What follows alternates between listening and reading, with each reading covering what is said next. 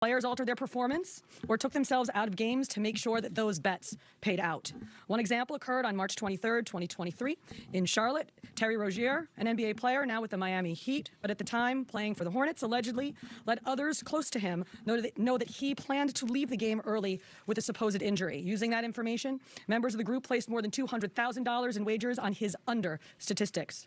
Rozier exited the game after just 9 minutes, and those bets paid out, generating tens of thousands of dollars in profit. The proceeds were later delivered to his home, where the group counted their cash. As the NBA season tips off, his career is already benched, not for injury, but for integrity. Breaking news in the NBA today.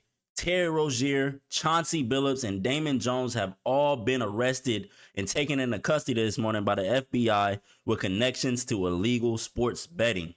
According to the authorities, over 30 individuals have been charged in 2 related schemes, one in an illegal sports betting conspiracy, the other in an underground rigged poker ring. So these allegations that they're putting against Terry Rozier are wild, man. They're alleging that he was blowing games, faking injuries, missing shots. He's hitting up people so they can make bets, go under on him, whatever it is to meet betting lines. For example, they got him in 7 games in 2023 when he was with the Hornets, that was. And he would message people, let them know, okay, I'm about to leave the game right now with an injury. For example, he was only in for about 9 minutes and he left the game with a quote unquote injury. Everybody would bet the under on him and then they would win. You know what I'm saying? They would win, hundreds of thousands of dollars that some of these people were betting. And it was already on the NBA's radar. There's a few people calling out the NBA right now because, this is nothing new.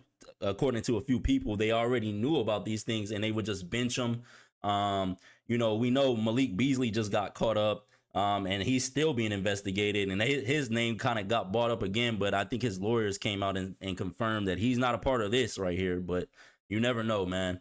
Moving on, we also have Chauncey Billups. Chauncey Billups was arrested as well too, and he's allegedly connected to the mafia. That's insane.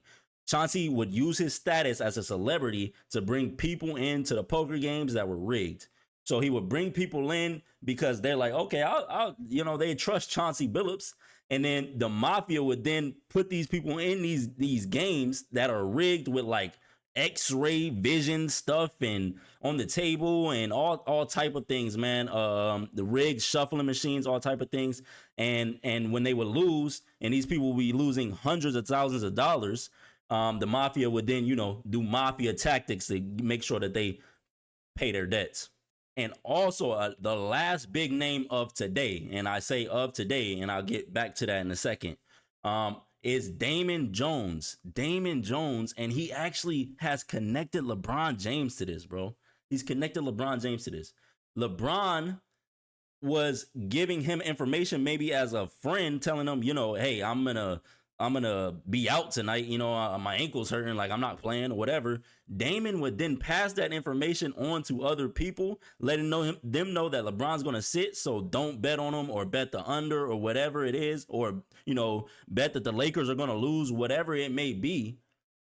And people are winning money and people are they cashing out, you know what I'm saying? And Damon Jones, he was connected to the Lakers. He was a coach, but he wasn't officially a coach, but he would, he was LeBron's friend pretty much.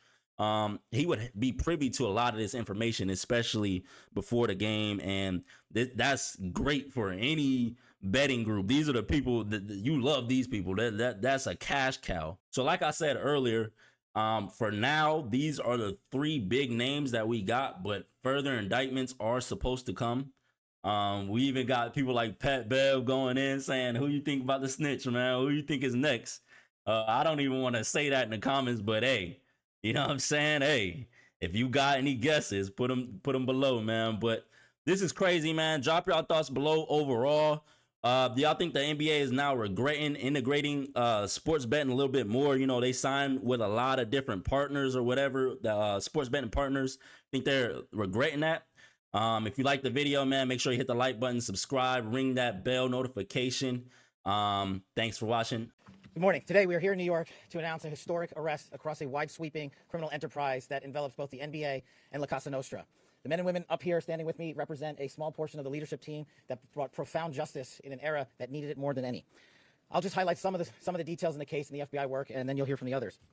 But as you now know, individuals such as Chauncey Billups, Damon Jones, and Terry Rozier were taken into custody today, former, current NBA players and coaches.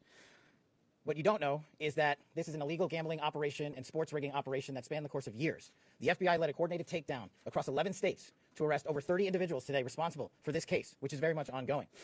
Not only did we crack into the fraud that these perpetrators committed on the grand stage of the NBA, but we also entered and executed a system of justice against La Casa Nostra to include the Bonanno, Gambino, Genovese, and Lucchesi crime families. And you'll hear more about those details today.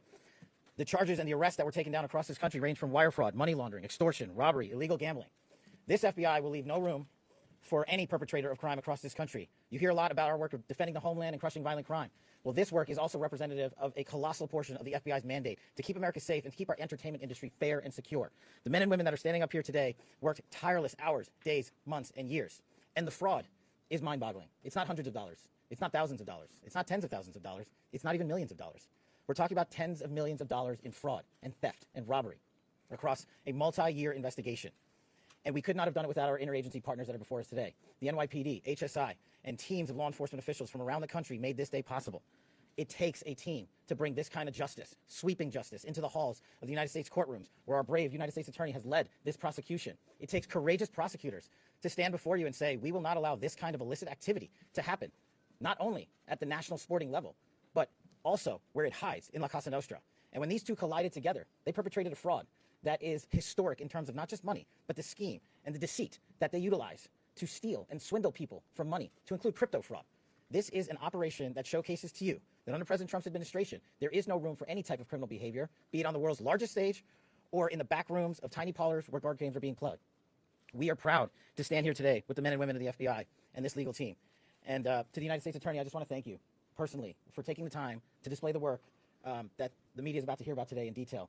As I said, it does take courageous prosecutors, but it takes a courageous United States attorney to bring this case, because we are going to take heat for it. But we don't shy away in this administration. We don't say no. What we do is we bring the results across the finish line. We bring them to the public. We bring you accountability. And yes, they will have their day in court, and you will hear the evidence through the court system exclusively. We will not deny anyone of due process. And that's the brilliance of this system. That's the brilliance of this administration. Everyone will be held to account. So with that, I turn it over to United States Attorney Nosell. Thank you.